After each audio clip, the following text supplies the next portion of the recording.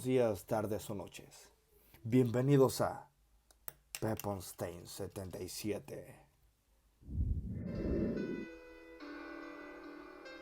La piedra filosofal, la clave angular para el elixir de la vida eterna. A lo largo de los años se han dado múltiples nombres a una sustancia capaz de realizar todo tipo de milagros, desde transformar metales básicos en joyas preciosas, concretamente en oro, hasta conceder la vida y la juventud eterna. Conseguirla era la gran obra, el objetivo principal de los alquimistas. La alquimia basaba sus principios en procesos químicos que se le considera como la madre de la química moderna. La palabra alquimia deriva del árabe alquimia, que a su vez toma el término griego chima, que designa la acción de fundir o derretir un metal. El concepto aparece descrito por primera vez en el siglo III a.C. por Polos de Mendes, un pensador del Egipto tolemaico, seguidor de la escuela neopitagórica, que, al igual que su fundador, mezclaba pensamientos científicos y filosóficos. Resulta interesante y bastante curioso, a decir verdad, que casi contemporáneamente, en la lejana China, los pensadores taoístas escribieron también acerca de la transmutación de metales. La alquimia abarcaba originalmente los ámbitos de la química, la magia, la astrología y la teología. En China se desarrolló una forma independiente que, entre otras cosas, también dedicaba especial atención al conocimiento de las plantas. Hoy en día es imposible determinar si la alquimia de Extremo Oriente y la de Occidente se remontan a las mismas fuentes. Probablemente la alquimia europea fue un fruto de los mitos, prácticas religiosas y rituales de la antigüedad. Según una leyenda, la cuna de la alquimia está en Egipto, donde la divinidad Tot fundó este gran arte y ciencia. Históricamente, la alquimia europea se remonta a Grecia en el siglo V a.C. Ya entonces los alquimistas emitieron teorías que más de un milenio después ganaron significado y gran popularidad, como los primeros conocimientos de la medicina y los elementos aislados de Empédocles, o la teoría atómica de Demócrito. En el siglo III después de Cristo destaca otro alquimista notable, Zósimo, de Panópolis, que en sus 28 libros de alquimia describe el modo de convertir la plata en oro con la ayuda de una tintura de mercurio. En el siglo VIII después de Cristo, Jabir Hayam dejó constancia en uno de sus escritos de que al llevar a cabo cualquier experimento se tenía que seguir rigurosamente algún método. Fue él quien desarrolló los métodos básicos de la química y quien proporcionó las primeras descripciones de mecanismos de reacción. Por eso se le considera el padre de la química. También fue él quien informó de una aleación química que podía producir oro. Se componía de una pequeña cantidad de azufre y de mercurio en estado puro. A partir del siglo XII, la alquimia pudo echar raíces en Europa. Si bien es cierto que en la mayoría de los casos los alquimistas de la Edad Media solo podían trabajar en la clandestinidad por la tan sagrada Santa Inquisición, también es verdad que muchos de ellos gozaban de buena reputación. Se les encargaba investigaciones como la elaboración de horóscopos o trabajos médicos. Uno de los primeros alquimistas que pudo hacerse un reconocido nombre en Europa fue el francés Nicolas Flamel. Él era un escribano y librero en la ciudad de París, por ahí de 1330 a 1413 aproximadamente. Aquí es donde empieza su leyenda. Se dice que, mientras dormía, se le apareció en sueños un ángel y le enseñó un libro que contenía el secreto de la piedra filosofal. Según se creía, la piedra filosofal era la sustancia que permitía convertir cualquier metal en oro y le otorgaba al portador la vida eterna. Años después, en 1357, un hombre entró en su librería y le ofreció un volumen que, inmediatamente, Flamel reconoció como el que había aparecido en sus sueños. Dicho hombre le pidió una suma importante de dinero por aquel libro, 2 florines, que, sin dudarlo, Nicolás pagó esa cantidad.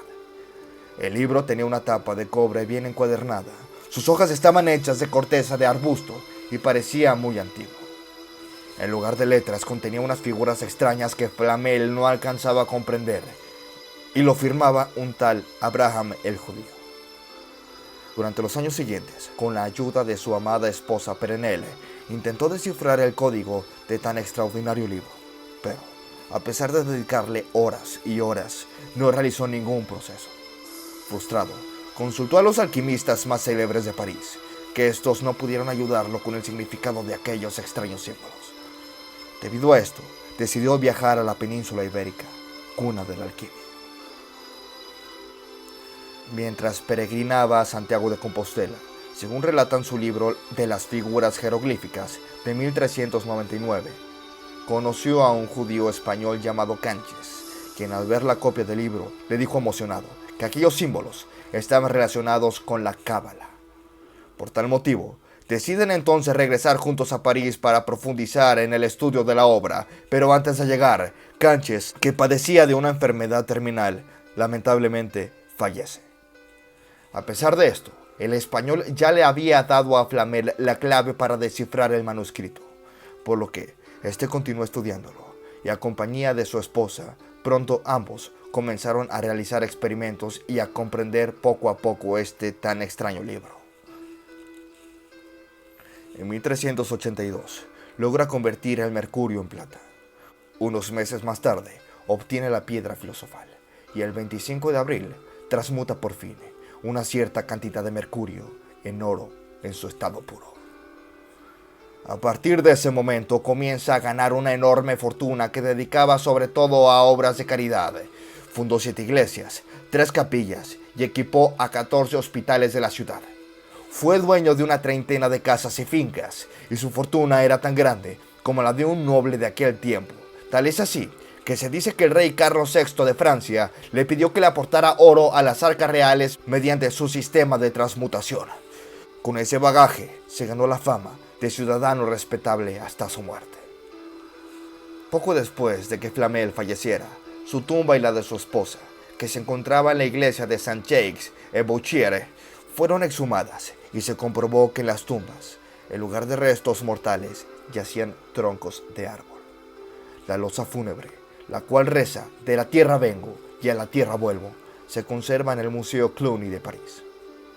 Posiblemente este hallazgo sea la causa que desde entonces se asocia la piedra filosofal con la vida eterna. Los rumores sobre la inmortalidad de Flamel eran tan fuertes que incluso desde 1700 todos estos rumores saltaron al terreno literario.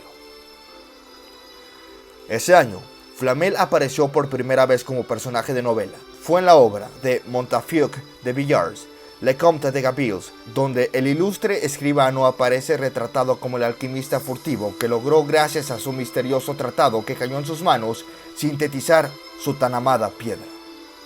Tras él, autores como Laurier en 1936, Marguerite Yourcenar en 1968 o J.K. Rowling en su primer libro de Harry Potter en 1997, los cuales hacen mención al legendario alquimista, utilizaron su historia para adornar un mito que todavía previve. Flamel no solo se hizo rico gracias a sus hallazgos alquímicos, también logró el elixir de la juventud eterna, con la que burló a la tan temida muerte. Tal es así que varias personas dijeron haberlo visto en forma esporádica en los siguientes 600 años. Sería excitante tener en nuestras manos esta piedra. Podríamos tener riqueza y vivir el tiempo que queramos. Sería un honor hablar con este legendario alquimista y preguntarle cómo fue que obtuvo esta tan codiciada piedra.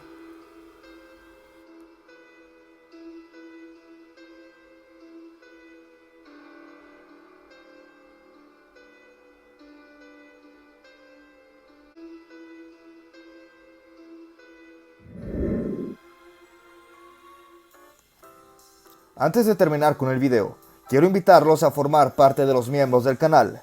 Tendrán muchos beneficios como obtener insignias especiales, ver contenido exclusivo o mirar contenido antes que sea público, así como pedirme directamente algún tema de qué hablar, al igual que pedirme alguna canción para tocar, entre muchos beneficios más. Si mi trabajo les gustó, los invito a que dejen su like y se suscriban al canal, ya que me ayudan un montón a continuar con este proyecto, además de que es totalmente gratis. Larga vida a todos ustedes, amigos, y recuerden, ¡Let's rock!